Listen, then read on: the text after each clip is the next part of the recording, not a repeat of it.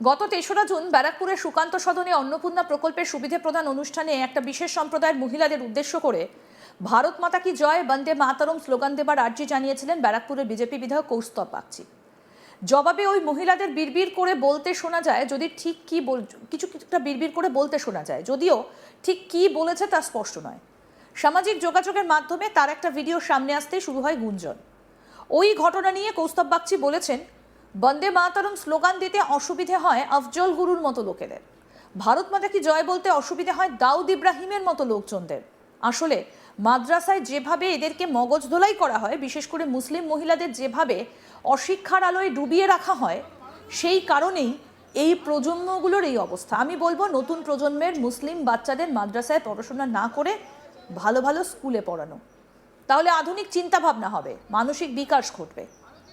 শনিবার 6 জুন ব্যারাকপুরে কৌস্তব বাগচি বলেন যে ভলিউম নিয়ে তারা উচ্চারণ করেছিল, তার থেকে আমরা বেশি জোরে নাক ডাকি। এমনকি আমার স্ত্রীও বলেছে, ওরা যে ভলিউমের কথা বলেছে তার থেকে আমার নাক ডাকার শব্দ বেশি। বিজেপি বিধায়ককে বলেন ভারত থাকবে, বিজেপি বিধায়ক তখন বলেন ভারতে থাকবে, ভারতের খাবে, সরকারের সুবিধে দেবে, বাংলার সরকার তাদেরকে টাকা দেবে, কেন্দ্রীয় সরকার তাদের টাকা দেবে, অথচ ভারত মাতা কি জয় বন্দে মাতরম বলবে না। এটা দুর্ভাগ্য। কিন্তু এপিজে আব্দুল কালাম ভারত মাতা কি জয় বলতেন, বন্দে মাতরম বলতেন, তাদের কোথাও কোনো অসুবিধা হয়নি।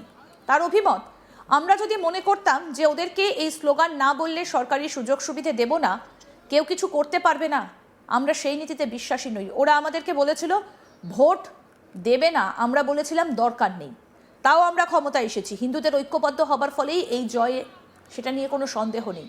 আমরা হিন্দুদের ভোটে ক্ষমতায় এসেছি। কি বলেছেন কৌস্তব বাগচি, আসুন শুনি।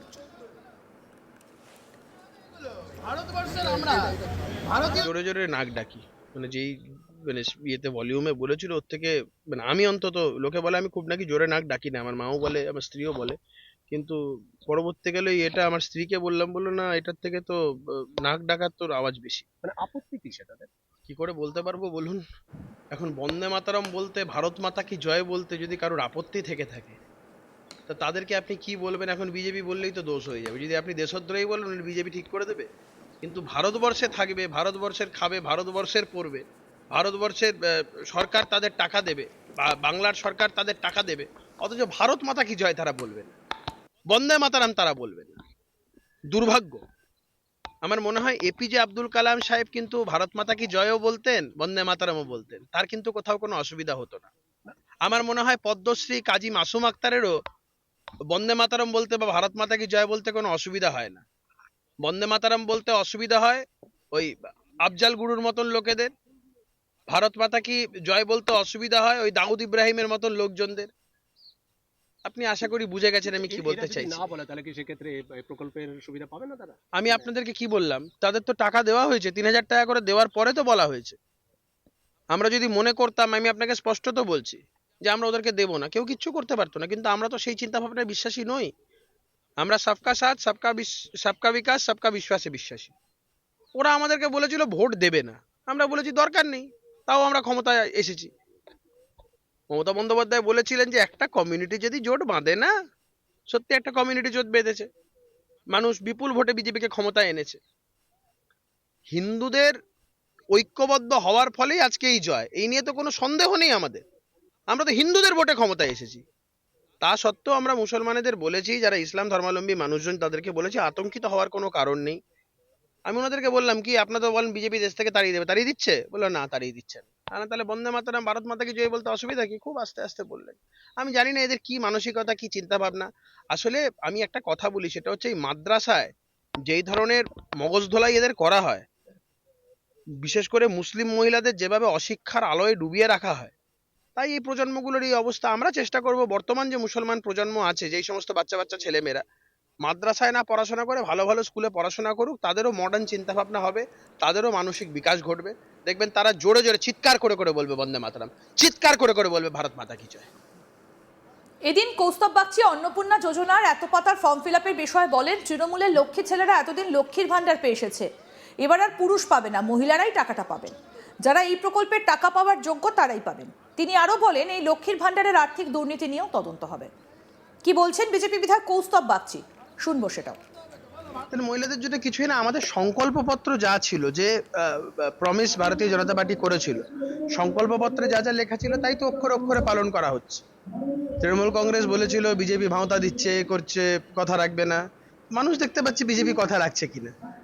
তবে হ্যাঁ, আমরা লক্ষ্মীর ভান্ডার যেরকম নারায়ণদের কাছে গেছিল অনেক জায়গাতে, তো এখানে সেটা হবে না। এখানে অন্নপূর্ণা যোজনার টাকা শুধুমাত্র মহিলারাই পাবেন। কোনো লক্ষ্মী ছেলেদের যেরকম আগে পেত, লক্ষ্মীর ভান্ডারের টাকা লক্ষ্মী ছেলেরা পেত, তৃণমূলের লক্ষ্মী ছেলেরা, তো এখানে পুরুষ মানুষরা পাবেন, মহিলাদের টাকা মহিলারাই পাবে। বহু ক্ষেত্রে দেখা যাচ্ছে 12 পাতার ভ্রমণে অসুবিধা হচ্ছে, আপনারা সহযোগিতায় কিভাবে সরকারের টাকা, তো সরকার কি এইভাবে টাকা দিতে পারে? মমতা বন্দ্যোপাধ্যায় সরকারের টাকাটাকে পৈতৃক সম্পত্তি মনে করতে পারেন, আমরা তো পারি না করতে, কারণ এটা জনগণের টাকা। প্রপারলি সমস্ত তথ্য নিয়ে আফটার ডিউ ভেরিফিকেশনে টাকাটা দেওয়া হবে। আজকে আমরা এগুলো করছি বলেই তো অনেক ভুলভ্রান্তি বেরোচ্ছে। যেভাবে মানে যথেচ্ছভাবে করা হয়েছিল এবং রাজনৈতিক রং দেখে বিভিন্ন সম্প্রদায়কে এক্সট্রা সুবিধা দিয়ে এই ধরনের কাজকর্ম করা হয়েছিল, লক্ষ্মী ছেলেরা অনেক জায়গায় বোরখা পরেও টাকা পেয়ে গেছে। আমরা বলছি এগুলো আমাদের ক্ষেত্রে হবে না। যারা ন্যায্যভাবে যাদের পাওয়ার দরকার এবং যারা এই প্রকল্পের লাভ পাওয়ার যোগ্য তারাই পাবেন। সেখানে হিন্দু, মুসলমান, শিখ, ইসাই কোনো ভাগ থাকবে না, সরকার সবার। কিন্তু ওই যে বললাম, লক্ষ্মীর জায়গায় নারায়ণরা পাবে না এই সরকারের আমলে।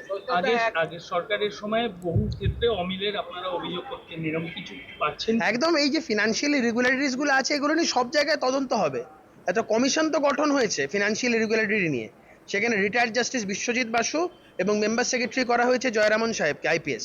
তো তারা এই বিষয়গুলো তদন্ত করবে। ফিনান্সিয়াল ইরেগুলারিটি যেখানে পাওয়া যাবে, ওই চোর ধরো জেল ভরো প্রকল্প স্টার্ট। এদিন বিদ্রোহী তৃণমূল নিয়ে কৌস্তব বলেন, তৃণমূল দুভাগে কি 100 ভাগে বিভক্ত, আমাদের মাথা ব্যথা নেই। আমরা বলেছিলাম যে দলটা যেদিন ক্ষমতা থেকে চলে যাবে সেদিন তৃণমূল বলে কোনো অস্তিত্ব থাকবে না। কি বললেন এই বিষয়ে বিধায়ক কৌস্তব বাগচি, এবার সেটা শুনবো। দেখুন, ওরা দুভাগে কি 100 ভাগে বিভক্ত, ওটা নিয়ে আমাদের মাথা ব্যথা নেই। আমরা তো এই কথা বলেছিলাম যে সেদিনকে দলটা ক্ষমতা থেকে চলে যাবে তৃণমূল বলে কিছু অস্তিত্ব থাকবে না। আজকে মমতা বন্দ্যোপাধ্যায় দলের মধ্যে মমতা বন্দ্যোপাধ্যায়কে মানে একটা সংখ্যাগরিষ্ঠ তাদের বিধায়ক দল তারা মানছে না। মমতা বন্দ্যোপাধ্যায় শোভনদেব চট্টোপাধ্যায়কে বিরোধী দলনেতা হিসেবে স্বীকৃতি দিতে চাইছেন, আবার বেশ কিছু বিধায়ক ভেঙে বেরিয়ে এসে তারা বলছে তারা ঋতব্রত বন্দ্যোপাধ্যায়কে বিরোধী দলনেতা হিসেবে চান। পরিষদীয় দলের রীতি অনুযায়ী কাস্টমারি প্র্যাকটিস বলুন আর নিয়ম কানুন বলুন, সবটাই বিধায়ক দলরা স্থির করে। বিধায়কদের মধ্যে থেকে তারা স্থির করে, সংখ্যাগরিষ্ঠ বিধায়করা, যে শাসক দলের পরিষদীয় দলের কে নেতা হবে বা বিরোধী দলেরও পরিষদীয় দলের কে নেতা হবে, এটা বিধায়কগণ ঠিক করে। তো এটা অভিষেক বন্দ্যোপাধ্যায় একটা আহাম্মকের মতন চিঠি দিয়েছেন, যার কোনো মাথা নেই, কোনো মুন্ডু নেই। আজকে তো স্পষ্ট হয়ে যাচ্ছে।